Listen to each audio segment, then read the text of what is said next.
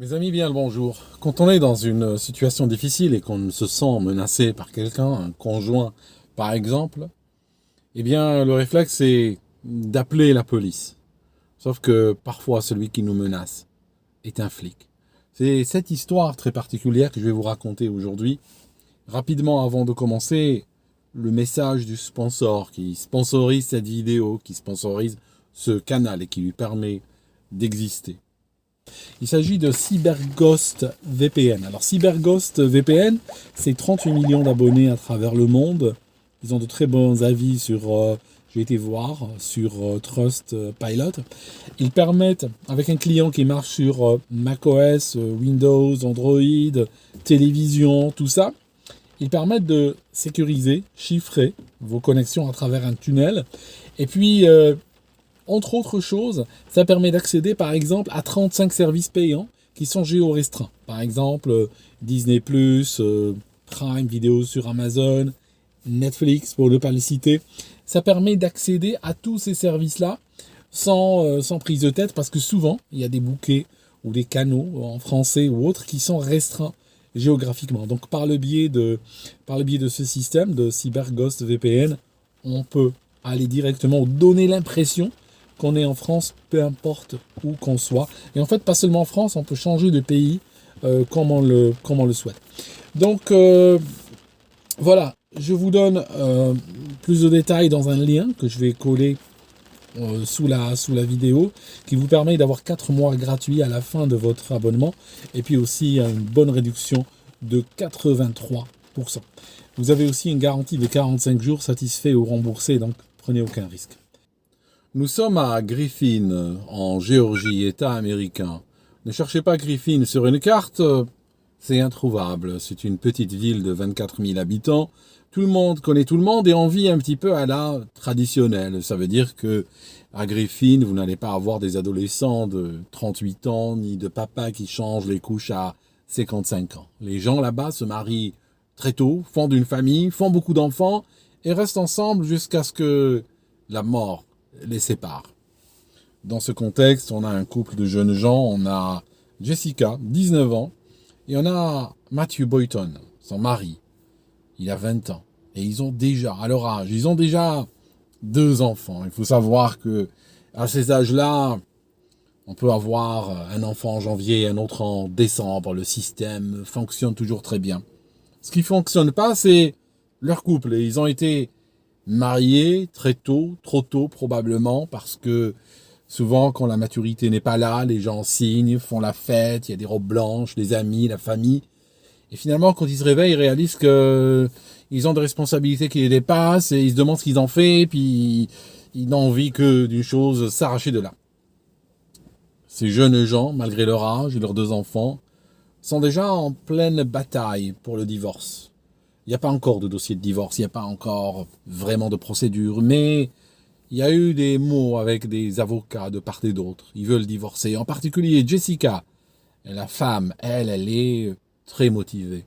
Son avocat lui a dit que si elle veut la garde des enfants, il va falloir qu'elle soit blindée devant le juge. Il va falloir que devant le juge, elle puisse présenter des griefs très circonstanciés avec des dates, des heures, des histoires bien précises. Ce que les avocats ne veulent pas voir dans ces histoires, c'est une femme qui arrive devant le juge et qui éclate en sanglots à la moindre question et qui n'a rien d'objectif à fournir à la justice, qui, rappelez-vous, est un système froid, glacial, mécanique. Il veut des faits. Et elle en aura des faits. Elle va avoir une sorte de carnet dans lequel elle va consigner toutes ces histoires. Chaque jour, c'est un logbook qu'elle va tenir, et chaque jour, elle va noter soigneusement, à la main, au stylo, elle va noter la date, l'heure. Voilà, Matt est sorti à telle heure, il est rentré à telle heure, voilà ce qu'il m'a dit, voilà ce qu'il a fait, voici son comportement, voici comment il était habillé. Elle raconte tout. Il y a toute l'histoire du couple qui est dans ce document, dont elle a besoin à un moment donné pour pouvoir demander le divorce et en ayant la main haute. Matt, lui, il a décidé de suivre les traces de son papa. Son papa est shérif dans la région. Et puis, par l'entremise de ce dernier, il a obtenu un poste de policier. Donc, tous les jours, il part, il fait de longues heures, et dès qu'il a rejoint la police, il a changé. Cette institution lui a donné une nouvelle raison de vivre, il a une nouvelle famille, une famille en uniforme, de nouveaux amis avec lesquels il passe la plus grande partie de son temps, et Jessica, elle est seule à se morfondre avec les enfants. Un jour, quelque chose d'étrange va se passer. Nous sommes en mi-avril 2016, le 15 avril. Il y a quelque chose d'étrange qui va se dérouler ce soir-là. On a Matt Boyton qui va téléphoner, il va appeler la police, il va appeler ses collègues. Il va leur dire, voilà, il y a un problème, j'ai reçu un message étrange de mon épouse, je suis loin de la maison, je vais essayer de m'y rendre, sauf que je pense que si vous envoyez une patrouille chez moi, vous allez arriver avant. Qu'est-ce qu'elle dit dans son message? Elle dit un truc du genre, voilà, j'ai plus envie de vivre, ça fait longtemps que je considère l'histoire, tout ça, je t'aime, j'aime les enfants, mais j'ai décidé d'en finir. Inquiétude, bien sûr, le dispatcher dit qu'il va envoyer une voiture, il lui demande est-ce qu'il y a une arme à la maison? C'est une question qu'il pose très classiquement aux États-Unis, et il dit il y a mon arme de service que j'ai laissée sur place. Donc, les flics, toutes sirènes hurlantes, vont vers l'adresse du couple. Lui, Matt Boyton, arrive avant. Et puis, quand ils arrivent devant le domicile, ils le trouvent en sanglots, ils le trouvent en train de crier, hystérique. Il a entendu 2 coups de feu. Il dit, voilà, je voulais rentrer dans la maison, elle était armée, et puis elle a tiré 2 coups de feu. Les flics lui disent, tu restes dehors, nous on va y aller. Et ce qui était étonnant déjà à ce stade, c'est que voici une femme armée qui est en train visiblement de défourailler, ça a réveillé tout le quartier, elle a tiré au Glock 40, et puis elle a 2 enfants en bas âge à l'intérieur, et leur papa, au lieu de se dire peut-être qu'elle pourrait leur faire du mal ou quelque chose comme ça, et qu'il fasse quelque chose pour aller au moins choper ses enfants et les sortir, il ne fait rien de cela. Il dit j'ai eu peur, voilà. Et il commence à parler du message et tout. Les flics rentrent dans la maison, commencent à fouiller. Il y a un enfant qui est éveillé, qui les regarde, curieusement. Il y a un autre plus jeune qui dort. Voilà, il cherche. Et là, il trouve une sorte de remise, une sorte de placard où on met des habits, mais c'est un placard qu'on peut ouvrir et rentrer dans une petite pièce, si vous souhaitez. Il donne un coup de pied pour casser la porte. Et là, il la trouve par terre. Elle est gisante, par terre, dans une mare de sang. Le papa, donc le mari, est inconsolable. Elle m'a dit qu'elle m'aimait, il est en train d'hurler. Les autres flics cherchent à le rassurer. Et puis, pourtant, il y a quelque chose d'étrange dès le départ. C'est que, au début, on a tiré, c'est vrai, au 40, et puis, elle a du sang sur la tête, mais elle respire. Elle est vivante, ce qui est déjà une bonne chose. On trouve des impacts de balles sur le mur. Donc les 2 balles qui ont été tirées ont fini dans le mur. Mais on n'arrive pas à savoir où est-ce qu'elle a reçu l'impact sur la tête. Il y a du sang, mais on n'arrive pas à trouver. Donc, elle est évacuée vers l'hôpital, mais elle est donnée comme morte. D'ailleurs, même sa famille reçoit ce jour-là un appel comme quoi on est désolé, votre fils est donné la mort. Et puis voilà, elle est à l'hôpital. À l'hôpital, il lui rase la tête. Et là, étonnamment, il ne trouve pas d'impact de balles. Il n'y a pas d'impact. Les balles ne l'ont pas touché. Ils ne savent pas ce qui l'a frappé. Il y a une grave blessure sur la tête, elle est dans le coma, mais ils n'ont jamais compris d'où c'est venu. Potentiellement, il est possible, on ne sait pas trop, il est possible qu'il y a des ondes d'ombre dans ce dossier, malheureusement, c'est la réalité. Il est possible qu'une des balles l'ait frôlé. Ça signifie que la balle a tapé sous un angle extrêmement faible, ça signifie presque tangente à la boîte crânienne, et que donc, elle l'a tapé et elle a fini contre le mur, quelque chose comme ça. Et que le tireur s'est dit, bon voilà, elle est morte, je pars. Surtout que c'est écrit dans le code, un Glock 40, une balle dans la tête, voilà, elle est morte. Sauf que dans le cas précis, elle n'était pas morte. Donc elle est entubée, mise dans le coma, tout ça, et on attend de savoir ce qui va se passer. Pendant ce temps, ils enquêtent sur ce Matt Boyton. Et ce qu'ils vont découvrir, c'est quelque chose d'absolument étonnant. C'est que il a une maîtresse. Cette maîtresse, travaille au dispatch à la police. C'est elle qui répond aux appels d'urgence.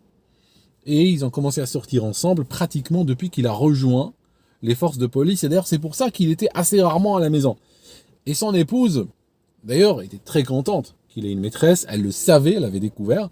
Et elle était très contente qu'il avait une maîtresse parce que c'est par ce biais qu'elle espérait obtenir un divorce à ses torts à lui. Sauf que il fallait circonstancier, il fallait obtenir des preuves.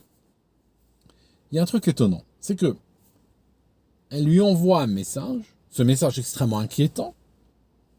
Il l'ouvre, il le lit, et n'importe quelle personne normale aurait tout de suite appelé la police. Immédiatement aurait appelé la police.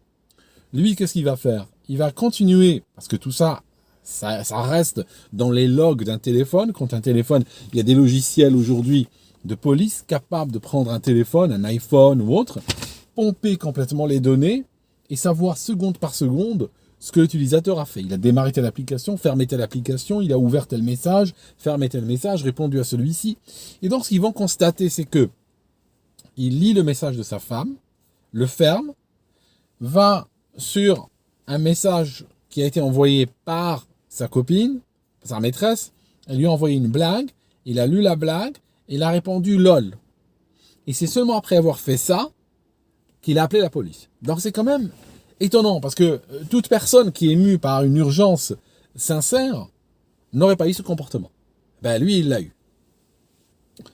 Donc, la femme, je disais, est à l'hôpital, et soudainement, elle va commencer à reprendre conscience.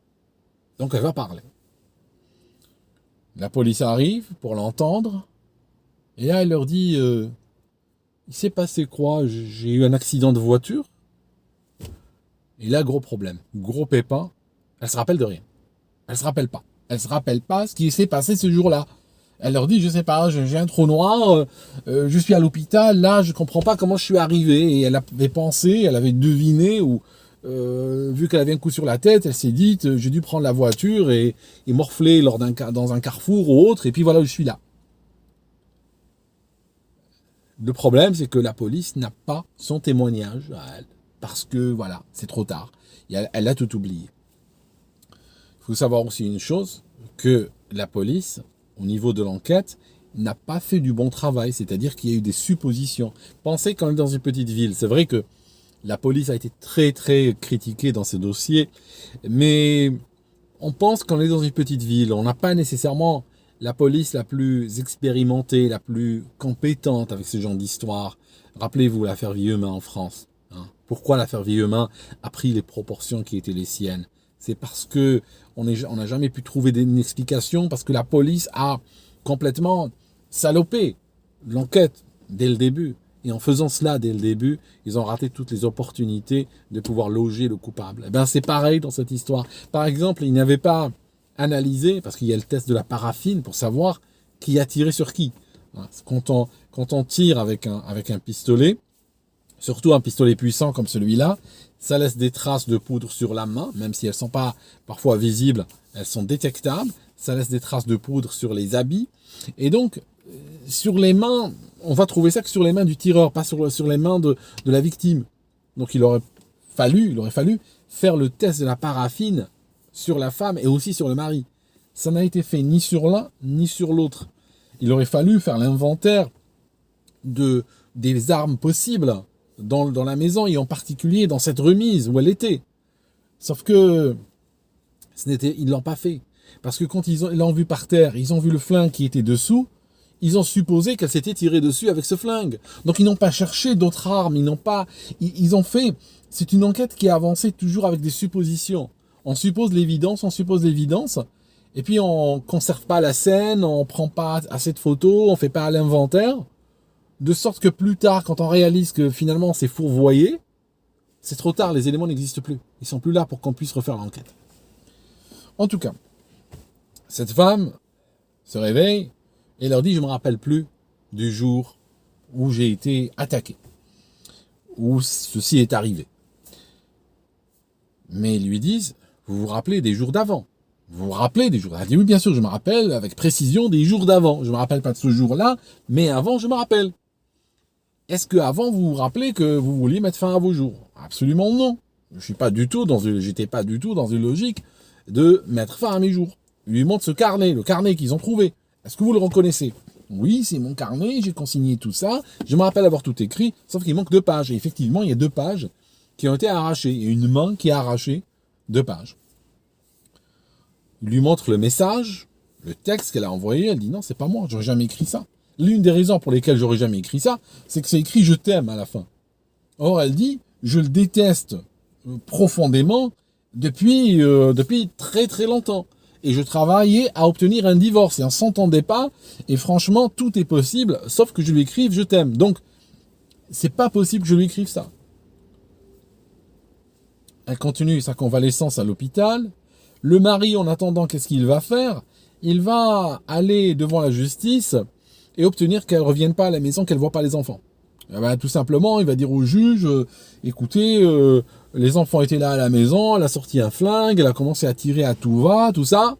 Donc, elle est une menace pour les enfants. Le juge va dire oui, c'est vrai. Et donc, quand elle sort de l'hôpital, elle se retrouve pratiquement à la rue. Elle va chez ses parents, mais elle n'a pas le droit d'approcher les enfants, elle n'a pas le droit d'aller chez ses enfants. Que va-t-il se passer? On va quand même... il y a des médias qui s'en emparent, et tout le monde pense que c'est le mari qui a tenté de la tuer. C'est le mari qui a tenté de la tuer, mais qui n'a pas réussi son coup. Sauf que il n'y a pas moyen de le prouver. La police a fait une très sale enquête et il ne sera jamais poursuivi ni condamné pour ça. Et pourtant, en 2017, 1 an après cette histoire, il y a quelque chose d'ahurissant qui va arriver. Et je me demande si elle ne nous dit pas quelque chose. C'est que 1 an plus tard, l'épouse porte plainte contre lui. Son ex, maintenant ils ont divorcé, il vit avec une autre femme. Maintenant Jessica va porter plainte contre son ex-mari. Mais elle va porter plainte pour quoi? Vous êtes assis, elle va porter plainte pour un truc complètement ahurissant. Il y a un bagage, une sorte de cabas, hein, un cabas en tissu, qui contenait des vieux habits. Alors les vieux habits, il y a un short, un soutien-gorge, un maillot de bain, que des produits, des vêtements usagés. Honnêtement, c'est des habits, c'est même pas des habits de grande marque ou autre, ça vaut strictement rien. La valeur marchande de tout cet objet et le contenu, c'est même pas 10 euros. Ça vaut strictement rien. Elle va porter plainte contre lui parce que il ne lui a pas donné son sac et il a nié l'avoir. La police, de manière très surprenante, fait beaucoup de zèle pour retrouver ce sac. Il est retrouvé chez lui, il est retrouvé en sa possession dans son garage. On ramène le sac au commissariat, on convoque le flic, on le met dans une salle d'interrogatoire, on commence à lui poser des questions, on lui fait jambon, œuf, fromage. À la fin, on lui demande de se lever, il rend son arme, il rend son gilet, son badge, les mains dans le dos, les menottes, et il part en prison. La police, qui semble l'avoir protégé, c'est ce que disent les médias, qui semble avoir protégé dans l'histoire du meurtre ou la tentative de meurtre, eh bien, a décidé soudainement de faire du zèle pour cette histoire d'habits usagés, de vêtements usagés. Il va en tôle, il est donc enjôlé, il est viré de la police, et puis par la suite, il passe devant un jury pour cette histoire. Le jury rejette l'affaire. Ils disent la justice, on est trop occupé, votre histoire de sac de vêtements, tout ça, je veux dire, juste rentrez chez vous, laissez-nous tranquille. Le gars est libéré. Il est libéré, il n'est même pas poursuivi ni rien. Ça signifie la justice décide de ne pas poursuivre et on comprend. Il y a pas vraiment d'endroit dans le monde où la justice poursuivrait quelqu'un pour une histoire de sac qu'il a oublié avec des vieux habits dedans. Mais il est viré de la police. Il est innocenté par rapport au sac, il n'est pas poursuivi, mais il est viré de la police. Alors, l'interprétation possible l'interprétation possible à ce geste complètement irrationnel en apparence de la police, c'est qu'au départ, quand ils l'ont protégé dans l'histoire du meurtre, la tentative de meurtre, ils l'ont protégé non pas pour le protéger lui, je pense que dès le départ, ils ne se sont fait aucune illusion sur sa culpabilité, mais ils ont voulu protéger l'institution. Ils ont voulu faire en sorte qu'il n'y ait pas encore une autre histoire d'un flic violent envers sa femme et tout ça. Vous savez, dans le monde post-MeToo, hein, c'est quelque chose qui fait sourciller, c'est extrêmement mal vu. Donc, ils ont décidé, pour des raisons probablement purement politiques, c'était pas par rapport à lui personnellement, mais il fallait protéger l'institution. Une fois que l'orage était passé, que l'affaire du meurtre était classée, il fallait s'en débarrasser maintenant. Parce que ils se disent, tôt ou tard, il y aura un nouvel élément qui reviendra, cette femme commencera à se rappeler de détails, la mémoire lui reviendra, lui fera une indiscrétion, fera un aveu, va faire des confidences à quelqu'un, et il finira par se faire gauler. Et ce jour-là, le jour où il se fera gauler pour le meurtre, on ne voudrait pas que ce soit dit que c'est un flic qui travaille pour nous. Donc, ils se sont arrangés pour le virer. Donc, j'ai l'impression que le fait qu'ils l'ont viré pour ce sac et le zèle qu'ils ont fait pour ce sac, et quelque part, si on regarde ça sur le plan purement stratégique et politique, c'est une sorte d'aveu de la part de la police qui savent que c'est lui qui a tué.